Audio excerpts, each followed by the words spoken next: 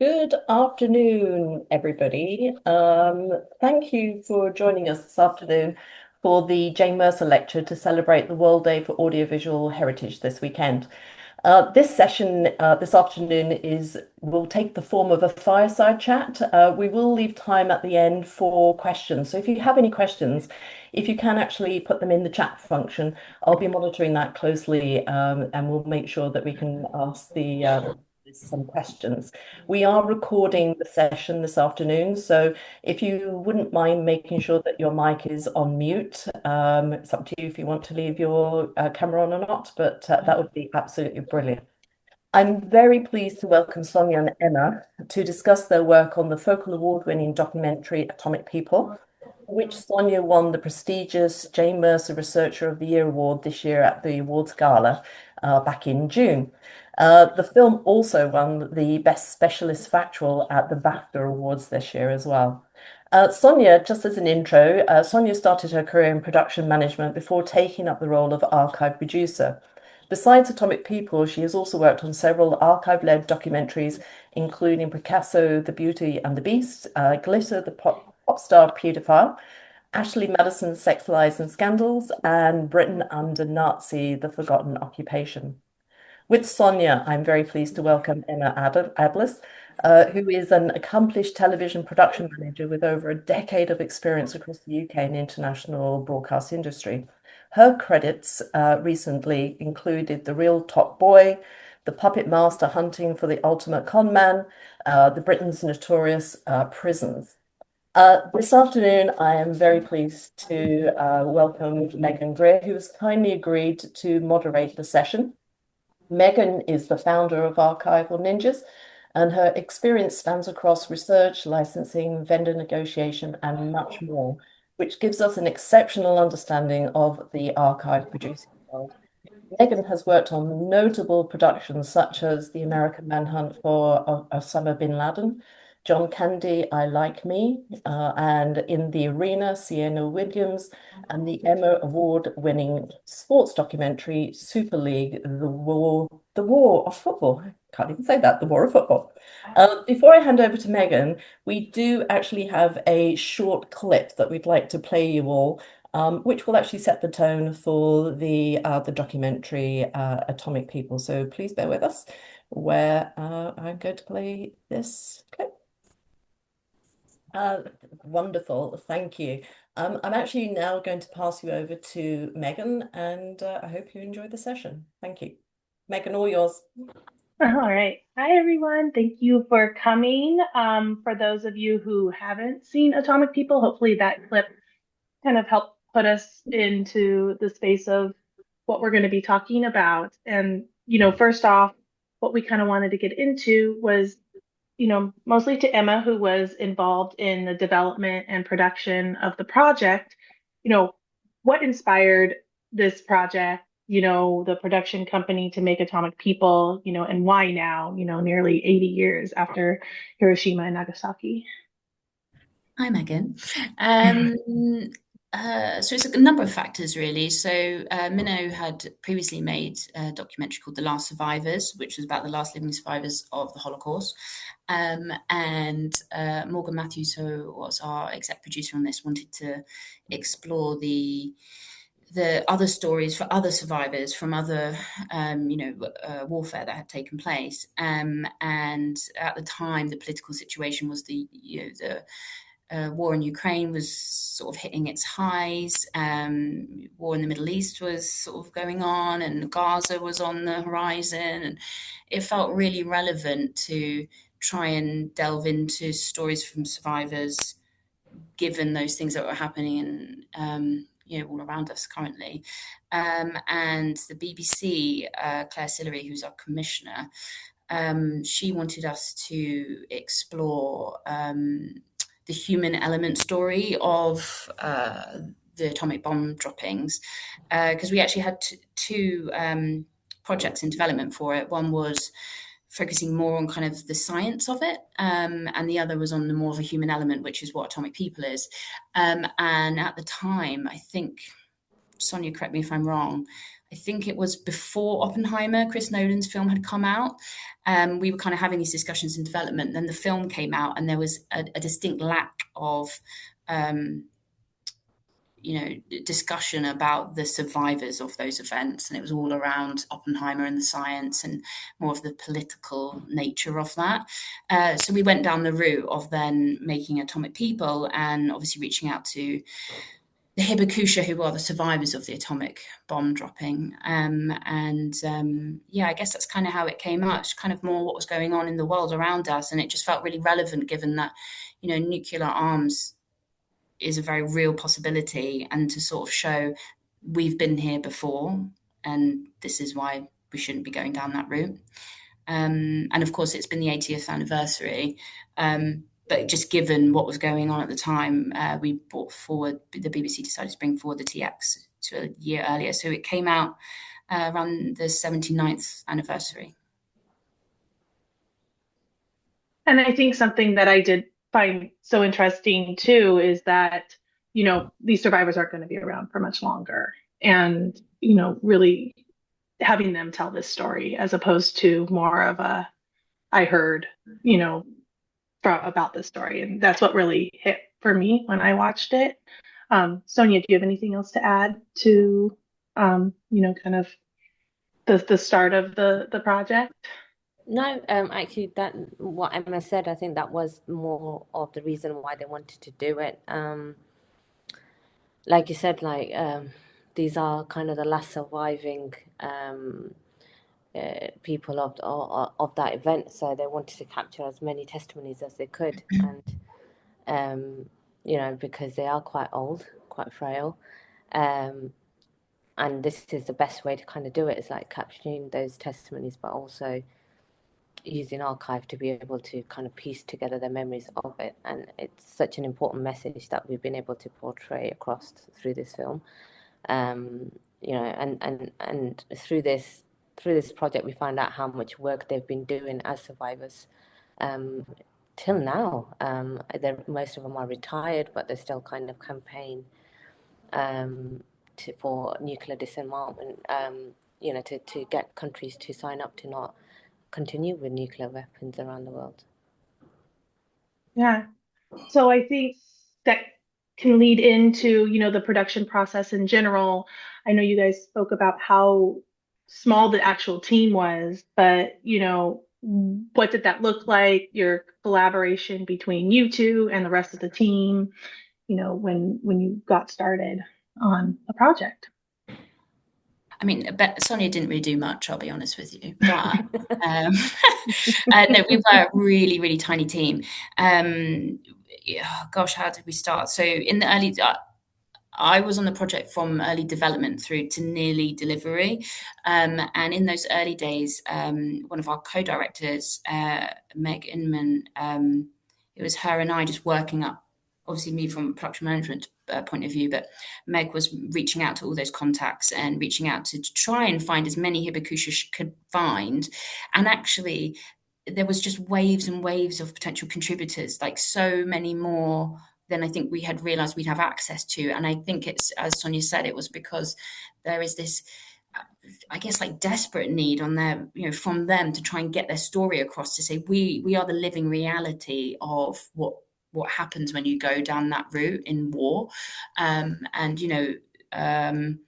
so there was just like a plethora of stories coming in. And actually, I think half the battle was trying to pin that down, because every single person's story was so utterly unique to them, and so you kind of desperately want to tell everybody's story, but we've only got 90 minutes and so many filming days.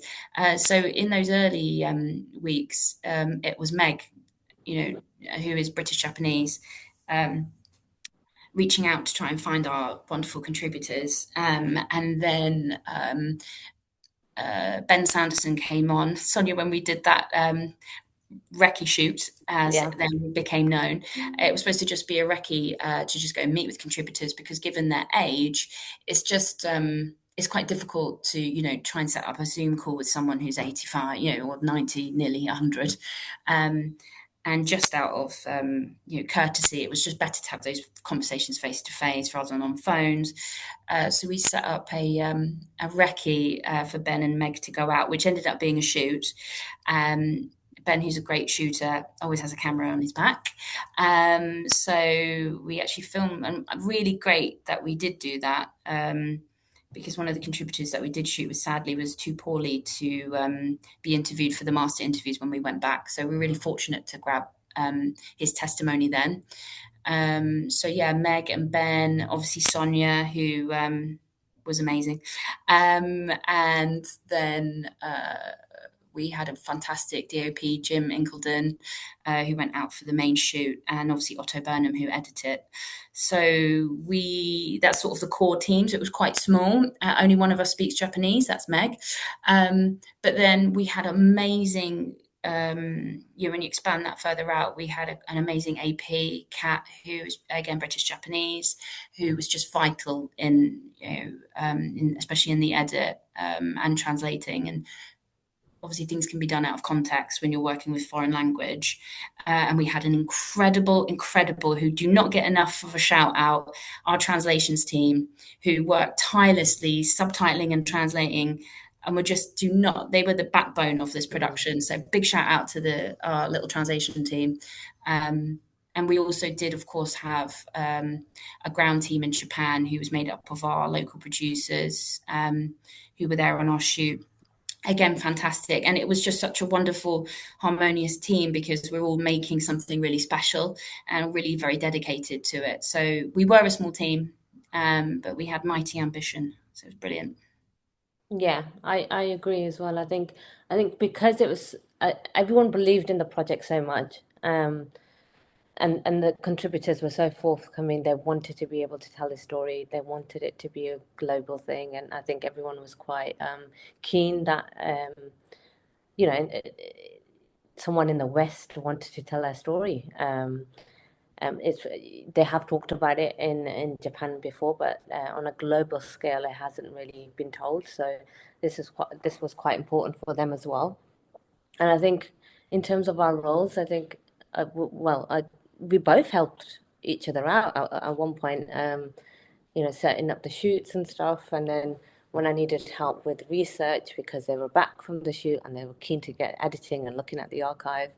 Emma would also help me search, go through all the archive and try and help stitch this story together. Like she said, there were so many stories and we had to kind of pick, Ben and Meg had to pick the right ones and then make it work. And I think they did really well. I think they managed to pick a variety of stories that really hit home and stuff, and everyone could, especially the contributors, I think they were quite happy with how it all came together as well at the end. Yeah, and I think kind of transitioning from that, Sonia, when it sounds like you started a little bit more in, not directly in archives. The plan was probably for you to be in archives, but you were across everything. At what point was it, let's go find XYZ and, start searching? When did you start doing that part? I had originally, I think when they were first going on the recce shoot, there was some kind of, at that point, I think they had a newspaper at hand as well, Asahi. That was kind of like the main focus for them, as it had printed out images. I think it was one of the first times ever they were printed out in Japan. So I started off with that, and they said just to bear that in mind. And I had started to look a little bit, but because I knew the shoot was happening at the same time, so we had to kind of do that. So in between, I was carrying on my research. And then what was helpful was obviously when they were on the ground, they would also get information of where we could possibly look at organizations or people that we could speak to. So Meg had actually gone into Hiroshima Peace Memorial Museum and had already spoken to them. So I knew I'd be able to go directly and contact them as well.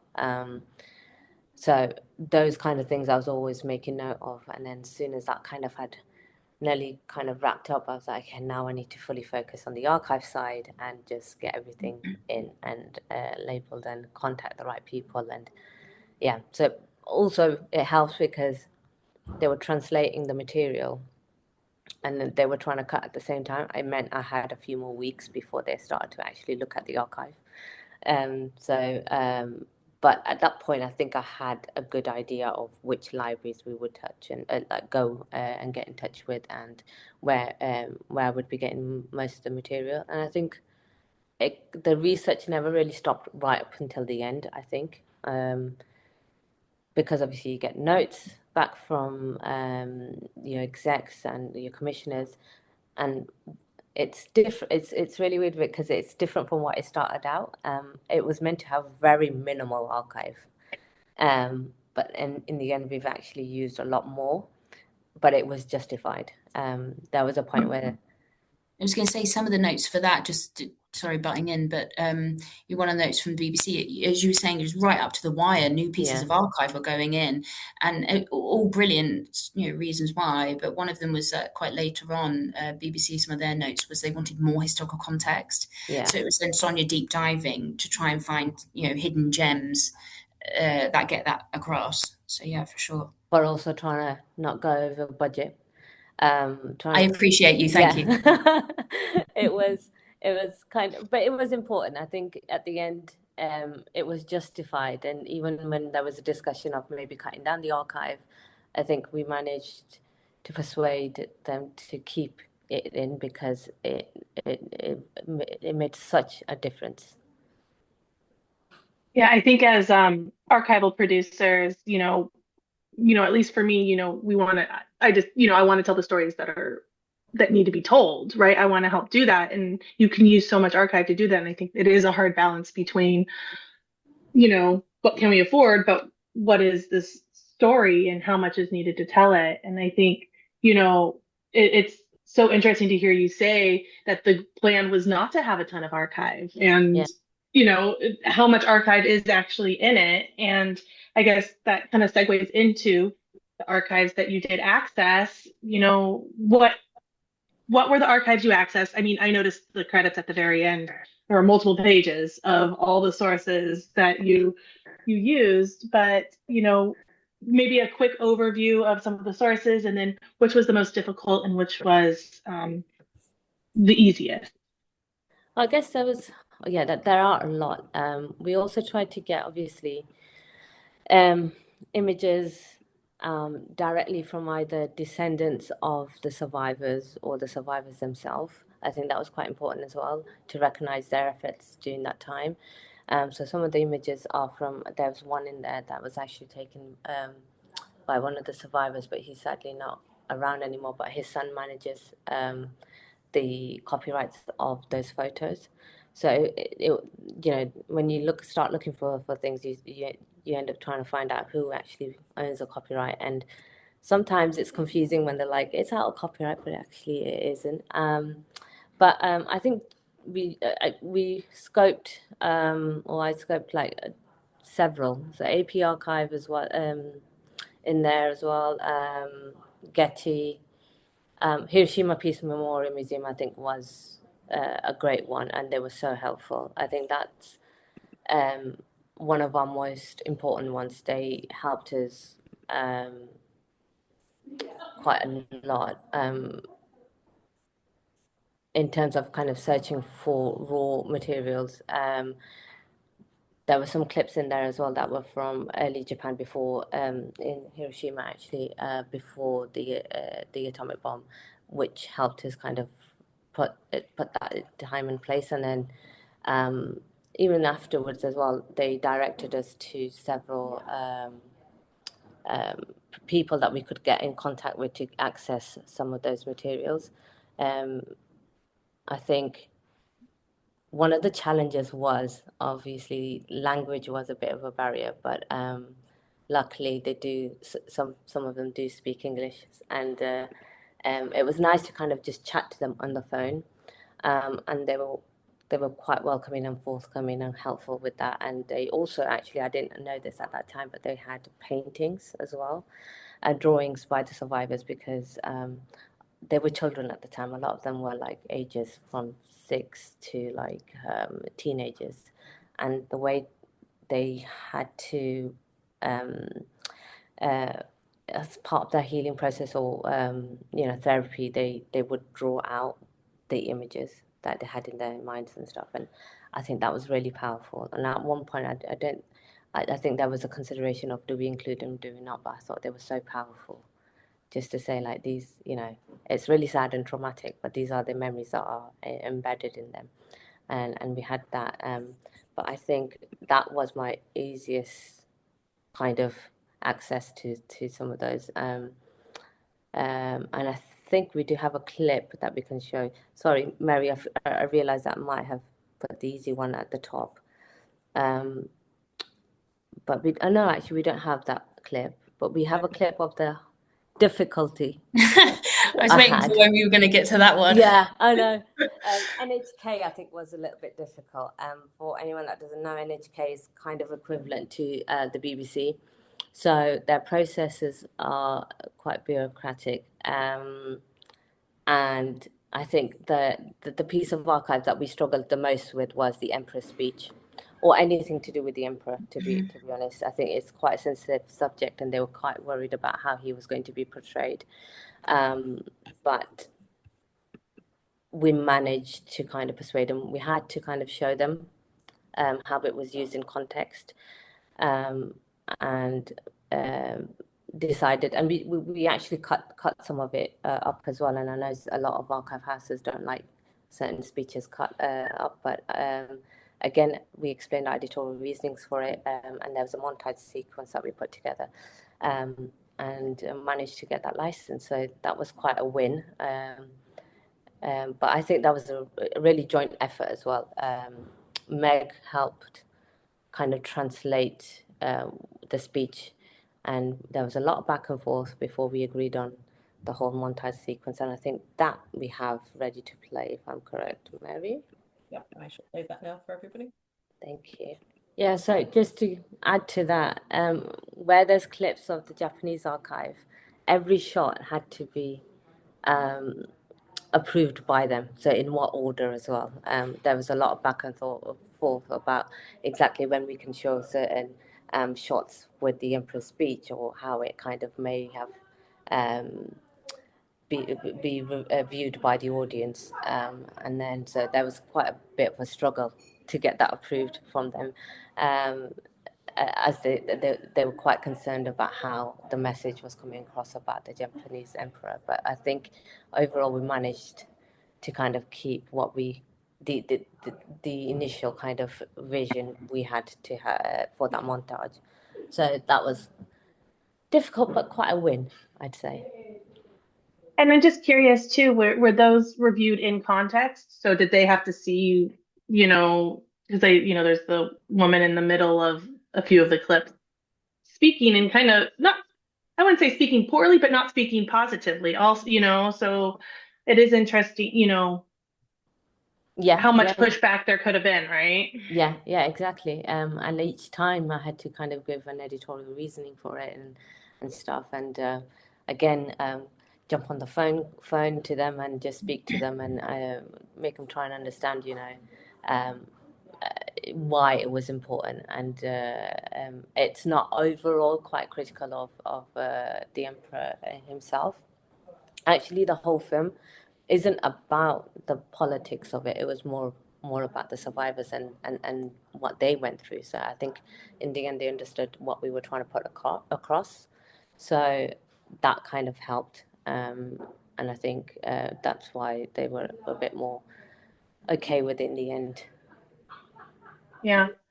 So I think, since we are talking about NHK, I think it would be good to kind of go into the authentication of some of the clips, because the ones that you had to kind of look into and get more info on were also owned by NHK.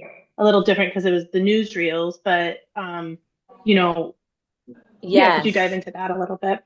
Yeah, so they have that. I think they do have their own department for research, but some of the archive material is a little bit tricky to in terms of determining the original copyright. And a lot of Japanese newsreels were used in American newsreels, and I was quite obviously aware that obviously American newsreels don't really own the copyright and didn't want to get into trouble. So Nippon newsreels would kind of, some of their newsreels were divided up between a couple of companies in Japan. And so NHK did own some of the copyright to some of the footage. And we had trouble with one of the clips where we had it in another montage sequence, which is when the war is announced. And it was just a simple, I think not even 2 seconds, a man on a bicycle listening to the emperor's message that was announced, and they outright refused to license that. But also when one question on the copyright, they couldn't really say yes or no. So you always like, I was like, yes or no, like, can I get a clear answer? But it wasn't. And then I found the same exact clip from on Critical Past, which was quite helpful. And I was upfront. I think honesty is the best policy as well. I think because we wanted to keep that montage, and because they were quite strict on how we clip together certain shots. And I was like, okay, we'll keep the rest of the section as it is, but then this shot, I'm going to license it from Critical Path and just add it in as a replacement. And it worked. They were fine with it. They said that's fine. They won't have any issues if we wanted to go with another company to get that from.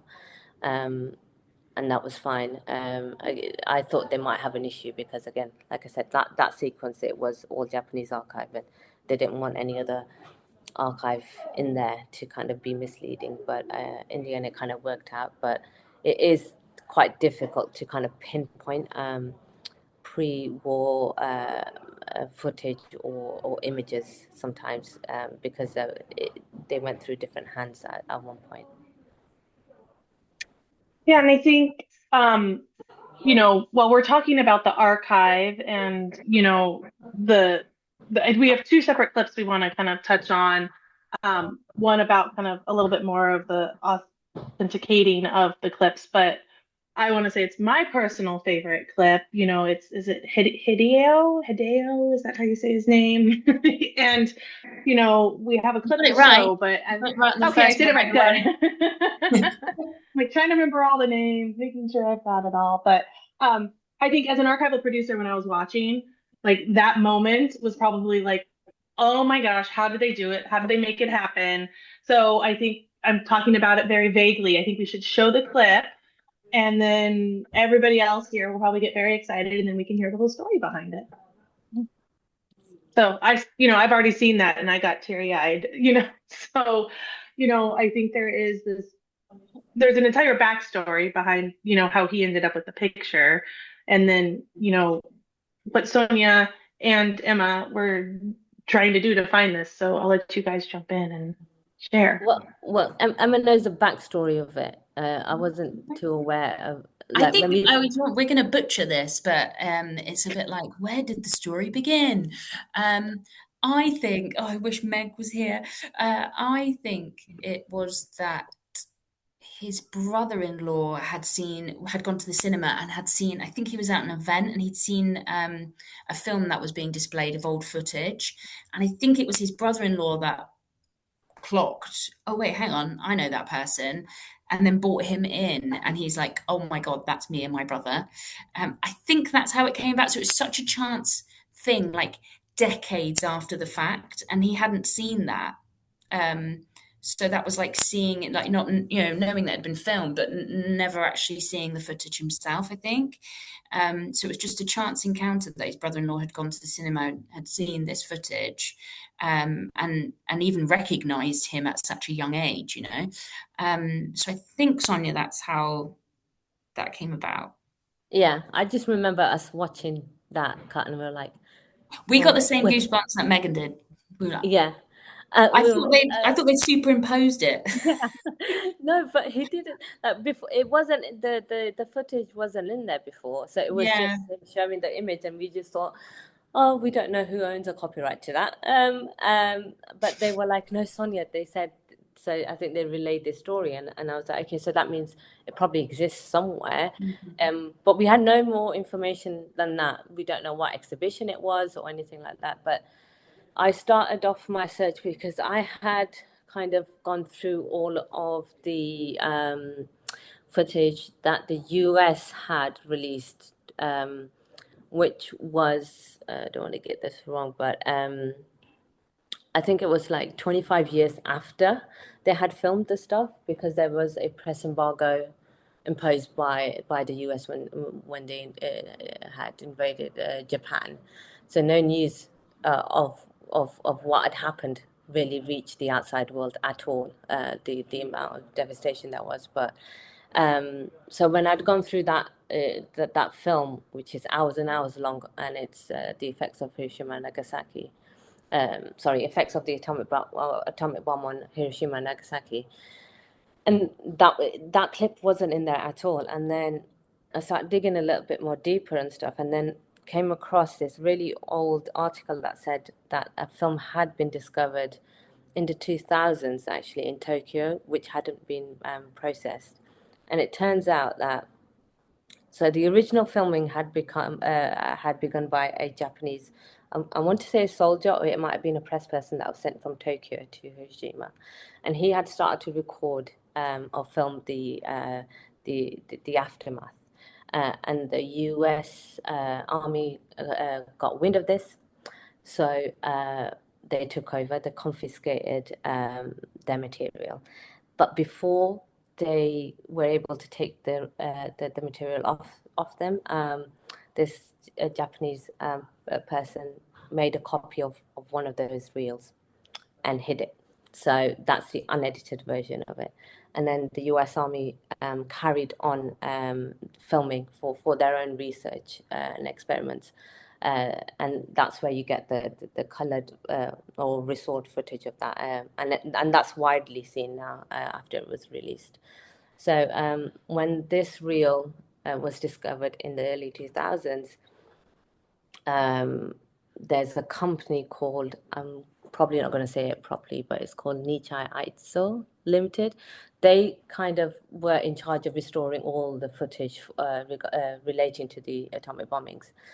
And then so they developed this film, and I contacted them, and they had the whole unedited version of it. And in that was this specific clip where they managed to get the image from. So it was, again, a huge win when I found it, and everyone was so happy. But it just goes to show, like, it's amazing what you can find even decades later. When someone's taken that step to kind of preserve that archive, or in this case, try and save it from prying hands.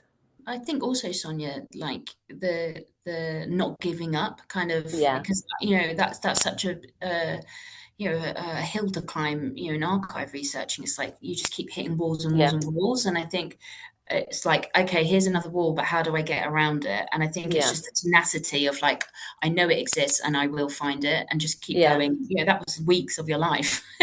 But do you know what I mean? And obviously you were doing other things as well.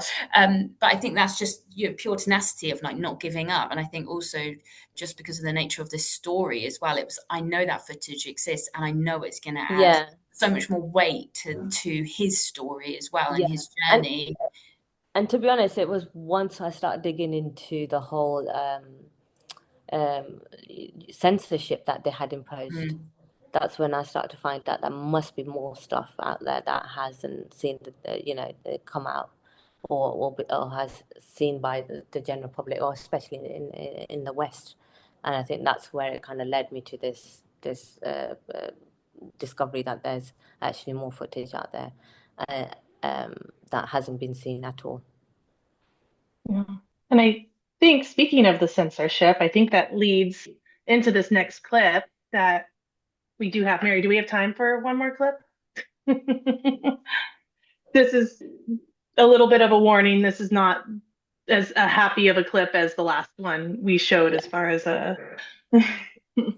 Okay, so... I muted myself. I was going to say, specifically, we were speaking to those images of the fetuses that are shown, and Sonia, you do have a bit of a kind of a backstory about that, but I think my initial reaction was, where did that come from? That was something I was not even, kind of as you mentioned, we weren't aware of the occupation It's and the science test. fiction as well. Like when you look at those images, I think that we all thought when we looked at it, and obviously Sonia's going to go into detail how she tracked it down, but you look at it and you just think that can't be real. Yeah. Like that can't actually be, did that happen? And I think that's just sort of the theme throughout this of all the archive when you're looking at even the images of the remains of people or what was left of people. You think that can't be true. I think that's why it was so important to include this imagery Yeah. and these pieces of archive in this film to show the true reality of that. Actually, that isn't science fiction. That's not art department. That's real. That actually happened. Yeah, and I remember this was right till we were getting really close to going into final post, and We still, really were, Sonia. yeah, and we hadn't addressed this, and we were like, we can't really keep it in if it isn't fact checked either. But I just couldn't find anything relating to, deformed babies like this or cyclops babies. And I trawled the internet, and at one point I was even going through UN research trying to kind of look for this kind of stuff, but very little and nothing related it back to Hiroshima or Nagasaki. And then I was in two minds. I was like, I don't know if this is true or not. And I thought, no, let me keep trying. Let me just see if there is. And then one day late at night, I just started to look online in Japanese, so using Google Translate to kind of look at if there were. The only piece of information I had to go by was it was a film. These stills were taken from a film. So, and then I thought, well, was it a fictional film? I don't know if it's true. And then so I started looking. I was like, let me find the film if one does this exist. So I started looking in Japanese, and then came across this director who had done films on Japan, basically pre-war Japan, during and post-war Japan. His name is Fumio Kamai, I think. And so he'd made a scientific documentary called The World is Terrified, The Reality of the Ash of Death. And then looking through that, I found these exact images, and there was a lot more in there, and we decided not to use the clips actually and just go with the stills. And then I was like, oh my God, I did not know this actually existed. So whatever the contributor relays in terms of what he remembers seeing actually was there. And then, but trying to determine the copyright was a little bit difficult because the company was really old and I didn't know if it was still active. So I contacted the National Film Archive of Japan for help, and again, super helpful. They had the information on the film on file, and they actually knew the company that still retains the rights. But the only thing was that the representative of that company was quite old and frail and didn't speak English. So they offered to kind of be the middle person and speak on our behalf. And when they heard what we were what we wanted to use this for, they agreed to let us use these images for free. And yeah, I think that was another big win because we didn't have to take them out, and actually, yeah, it was quite an important piece of archive in there. Yeah, so I think, Mary, are we at time, you think? So sorry, we've still got about another sort of 7-8 minutes to go. Okay, Yeah. continue. Okay. I've not seen any Gotcha. Questions from anyone, so yeah, keep going. Okay, Yeah. keep going. Yeah. Okay, well then I have another question, I guess. What was the biggest legal or logistical challenge in securing rights? To use the archival footage, anything you wanted to use but couldn't? I think that would have been the Asahi newspapers. We had filmed with them, and again, when they had first published the images of the atomic bombs. Copyright was all over the place. But also, actually, we wanted to use some of the headlines, and which exist in the UK version but don't exist in the international version, because again, it was quite difficult to try and license those. I think first off, trying to access Asahi's database of newspapers, digitized newspapers. The good thing was we knew that we could access them here through the British Library, but unfortunately at that time they went through a cyber attack, so couldn't access anything at all. And then so we then found that SOAS actually do also have access, but it was limited. So our wonderful assistant producer Katrina at that time had to go in there and actually look through and find certain headlines that spoke to the atomic bombings and the experiments that were being carried out, and we wanted to use some of those headlines in the program. And then after that, trying to get them licensed was a whole different ballgame, because when I found out the process, I was like, yeah, but I don't think we can carry this on. It was one, you had to have a Japanese bank account, and every time you needed to, you had to relicense everything for each territory. And I realized that would be a whole problem if we wanted to distribute this program, but also being a language barrier. So we had to use one of our producers, Naoko, to kind of do the work on our behalf. So I would relay the information of what we'd like, and she'd had to kind of maneuver that through their online system, which was also in Japanese, and I did not know how to use that at all. So Naka was quite helpful in doing that. But then there came an issue of when they finally agreed to license the two headlines that we wanted to use, they sent across the headlines with everything else removed. So it was basically just, it looked like something that we could have created ourselves. And it did not look like a newspaper at all. And it was because they wouldn't agree to give us a full page due to copyright issues. And then we managed to negotiate the fact that we'll blur everything else out and just keep just that small section. So, and again, they had to review it before they gave us the thumbs up. And then after that, I was like, yeah, I don't think we can do the same process again and again for each territory. So we decided to not include that in the international version. But we were happy that we could include it in the UK one. So I think another thing that has come to mind that is not on our list of questions or anything we discussed, but kind of, from myself and kind of, I'm sure other people here, when we work on projects that are such sensitive topics, and, this isn't a happy story, you're not looking at happy images, what, to both Emma and Sonia, what was your like self-care, like separation kind of plan while dealing with all of this, I guess? I take that one, Sonia. Yeah.